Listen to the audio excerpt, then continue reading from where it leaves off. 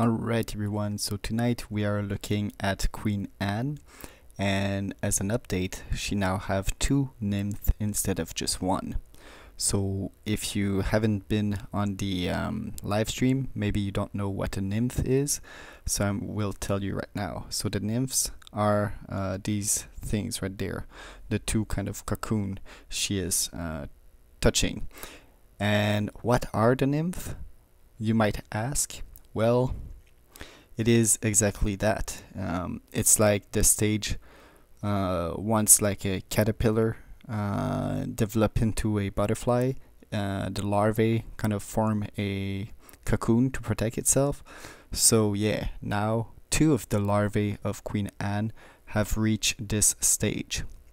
So on the left we have one that is browner, and then on the right we have one which is white, the one that Queen Anne is attending. So the left one, the brown one, is the older one. So this is fairly interesting. I did not know that they did change color. So I'm not sure how old is the left one. At least 1 week, probably 2.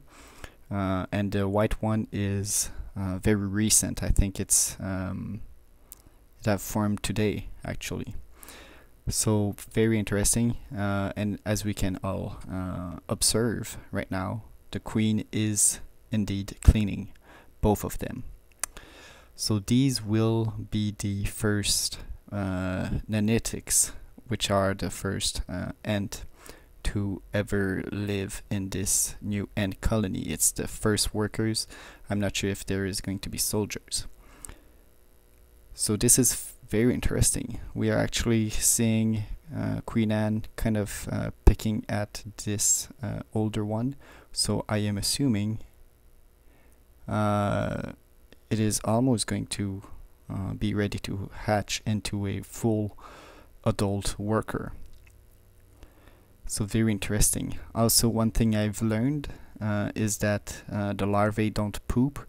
It's only when they reach this stage that they do poop. So yeah, Queen Anne is actually starting to tear apart this cocoon, probably helping the worker inside to get out of there. Wow. In the next episode and next update, I will probably be able to show you all the actual worker. But hey, who knows? If I film long enough, maybe we will see him soon. So, can I zoom more? No. Alright. So as we can kind of see from time to time, she also have some larvae. She have stopped laying eggs because at this stage she cannot care for more larvae than what number she have. And it seems like she kind of take care of like one larvae at a time, in the sense that she will feed one of the larvae way more than the others, probably to allow it to grow quicker one by one, because when they are in the nymph stage, they are basically just hibernating, so they are just sleeping for several days or even a week at this point.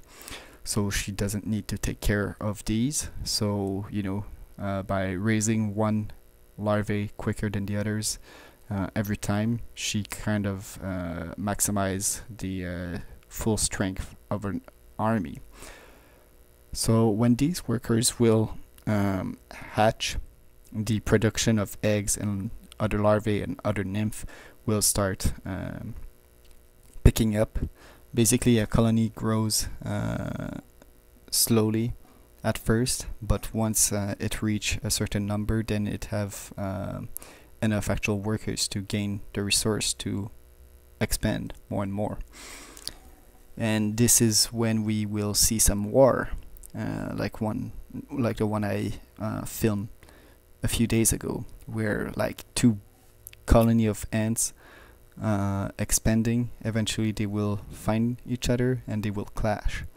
So I've seen a lot of battle of ants in my life, especially around my property right now.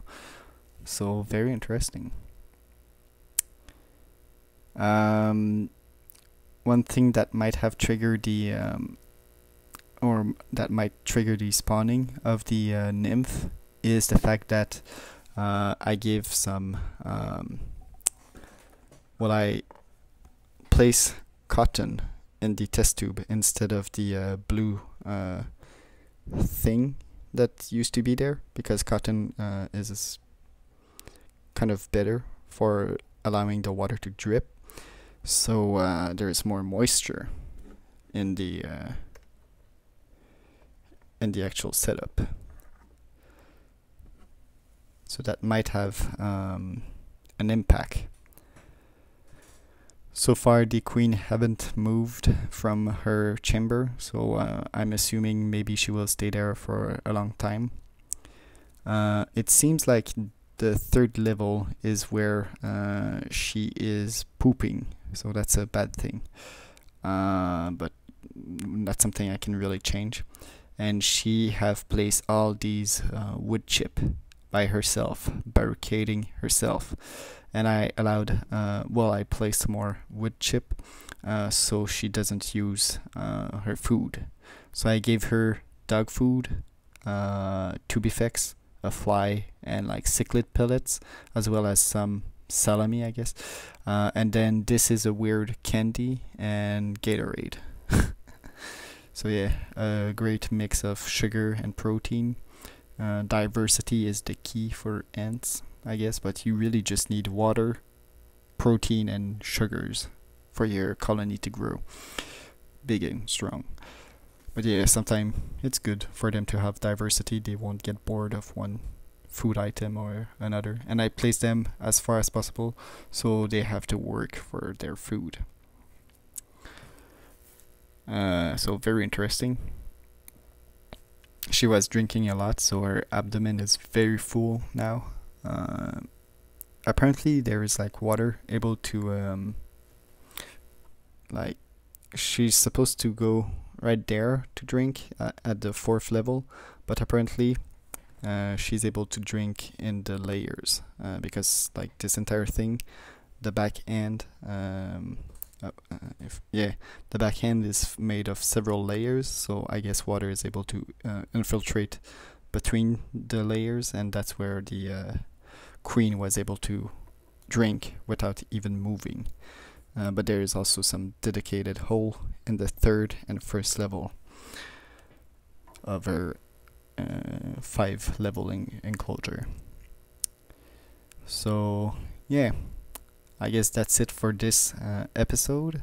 I'm going to do more live stream next week, probably showing the babies, or at least one of the babies, because I'm really hoping that it will hatch. So that will be pretty cool. Anyway, thanks for watching, and I will see you all pretty soon at the next one. And if you have any question about ants, please let me know. Or if you want any special videos answering some question, I could do that too. But yeah, very interesting little creature. Bye.